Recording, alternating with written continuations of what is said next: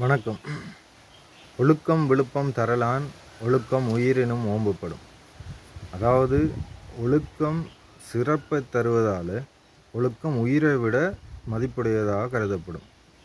சரியா? அதாவது ஒழுக்கம்ங்கிறது ஒழுக்கம் அதே மாதிரி கீழ்ப்படிவு ரெண்டு விஷயம் இருக்குது. அதாவது இங்கிலீஷில் சொன்னால் ஒழுக்கம்ங்கிறது டிசிப்ளின் என்றும் கீழ்ப்படிவு ஒபீடியன்ஸ் என்றும் வரும். ரைட். ஒழுக்கத்துக்கும் கீழ்ப்படிவுக்கும் என்ன வித்தியாசம் என்றா ரெண்டாலேயும் ஒரே விளைவு தான் வரும். ஒழுக்கத்துக்கும் கீழ்ப்படிவுக்கும் இருக்கக்கூடிய வித்தியாசம் என்னென்னா, கீழ்ப்படிவுங்கிறது ஒரு ஆள் சொல்கிறத இல்லாட்டிக்கு உங்களுக்கு தேவையான ஆக்கள் அல்லது உங்களுக்கு அறிவு சொல்லக்கூடிய ஆக்கள் பெற்றோரோ ஆசிரியரோ யாரோ சொல்கிறத நீங்கள் கேட்டு அதன்படி நடந்து கொள்வது உங்களுக்கு உயர்வை தரும். அது கட்டாயம் உயர்வை தரும், இல்லைன்னு இல்லை. சரி. ஆனால் உங்களுக்கு அப்படியான ஒரு ஆள் சொல்லக்கூடிய விஷயம் உங்களுக்கு தவறான வழி நடத்துதலையும் உங்களுக்கு ஏற்படுத்தும். ஆனால் ஒழுக்கம்ங்கிறது என்னென்னா, ஒரு ஆள் உங்களுக்கு சொல்ல தேவையில்லை, உங்களுக்கு உங்களோட அறிவுக்கு யாராவது சொல்லியோ ஏதோ ஒரு வழியிலையோ நீங்கள் அறிஞ்சு கொண்ட ஒரு விஷயத்தை வச்சுக்கொண்டு உங்களுக்கு நீங்களே கட்டுப்பாட்டை விதித்து வைத்திருக்கிறது தான் ஒழுக்கம்ங்கிறது.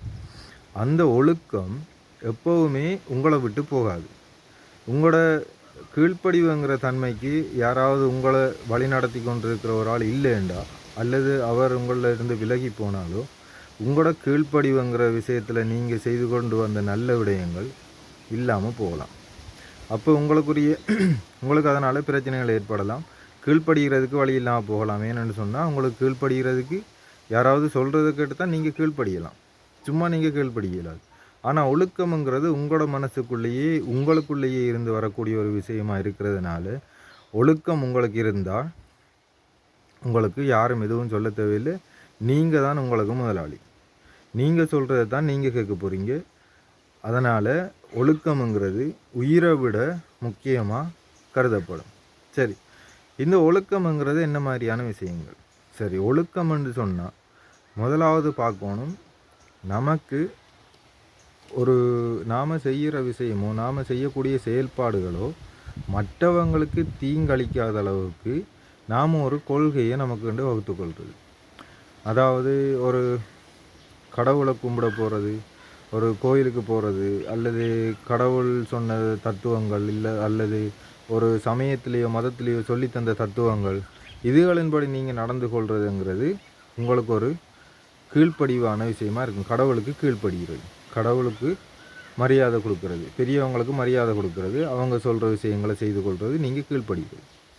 அதே விஷயந்தான் நீங்கள் கேள்விப்படுற நீங்கள் அறிஞ்ச தத்துவங்களை வச்சுக்கொண்டு உங்களுக்காக நீங்கள் ஒரு கொள்கைங்கிறது அரசியல் கொள்கையோ அல்லது ஒரு மத கொள்கையோ அப்படியானது மட்டும்தான் கொள்கை இல்லை.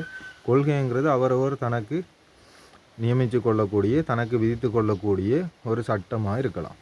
அவரவர் தனக்கு நியமித்து கொள்ளக்கூடிய ஒரு சட்டமாக இருக்கலாம். சரி, உங்களுக்கு தன்னைத்தானே நியாயம் தீர்க்கிறவன், அதாவது தனக்குத்தானே நீதிபதியாக இருக்கிறவன், சரியா, தனக்குத்தானே ஒருத்தன் நீதிபதியாக இருந்தானண்டா அவன் ஒரு விஷயத்தை ஒரு பிளவிடலாம். எந்த மனுஷனுமே பிளவிடலாம். ஆனால் அவன் பிளவிடுற நேரம் அந்த பிழையை அவன் தானே உணர்ந்து தானே அதை செய்யாமல் திரும்ப அதிலேருந்து மீண்டு வருவானாக இருந்தால் அவன் தனக்கு வேணுமெண்டா தனக்கு தண்டனையும் கொடுத்து கொள்ளலாம். அதுக்காக மரண தண்டனை கொடுக்கறது இல்லை. அதே மாதிரி நான் ஜெயிலில் போய் இருக்க போகிறேன்னு சொல்லிட்டு 3 மாதம் வீட்டை பூட்டிகிட்டு இருக்கிறது இல்லை. தனக்குத்தானே தண்டனை கொடுத்து கொள்றதுங்கிறது எப்படின்னு சொன்னால், இந்த விஷயத்தை செய்ததுக்காக இனி நான் இதை செய்ய மாட்டேன், அல்லது இதுக்கு பதிலாக நான் எனக்காக நான் ஒரு கடுமையான ஒரு விஷயத்தை செய்ய போகிறேன். அப்படியான ஒரு விஷயத்தை நீங்கள் செய்து கொண்டு போகும்போது உங்களுக்கு அந்த ஒழுக்கத்தில் இருந்து மீறினா நீங்களே உங்களுக்குரிய நியாயத்தை தீர்த்து கொள்வீங்க. அப்போ உங்களுக்குரிய நியாயத்தை நீங்களே தீர்த்து கொள்ளும் பொழுது உங்களை நியாயம் தீர்க்கிறதுக்கோ அல்லது உங்களை நியாயம் தீர்க்கிறதுக்குன்னு சொன்னால் உங்களுக்கு ஒரு நீதியை வழங்குறதுக்கோ வேறு ஒரு ஆள் உங்களுக்கு வெளியே இருந்து வர வேண்டிய அவசியம் வந்து ஏற்படாது. அதனால் ஒழுக்கமாக இருக்கிறதுங்கிறது நமக்கு நாம் ஏற்படுத்தி கொள்ளக்கூடிய ஒரு கட்டுப்பாடு தான் ஒழுக்கம். அப்போ ஆக்களுக்கு சொல்லு கேட்கலாம், நல்ல விஷயம். ஆனால் எல்லா விஷயத்துலேயும் சொல்லு கேட்க இயலாது. சில ஆட்கள் சொல்லு கேட்குறது அவங்க சொல்கிறதுல ஒரு 90% விஷயம் சரியாக இருக்கும், 10% விஷயம் நமக்கும் பிழையாக இருக்கும், உண்மையாகவே பிள்ளையாக இருக்குது, நம்மளை ஏற்றுக்கொள்ள கூடாத மாதிரியான ஒரு விஷயமாகவும் இருக்கலாம்.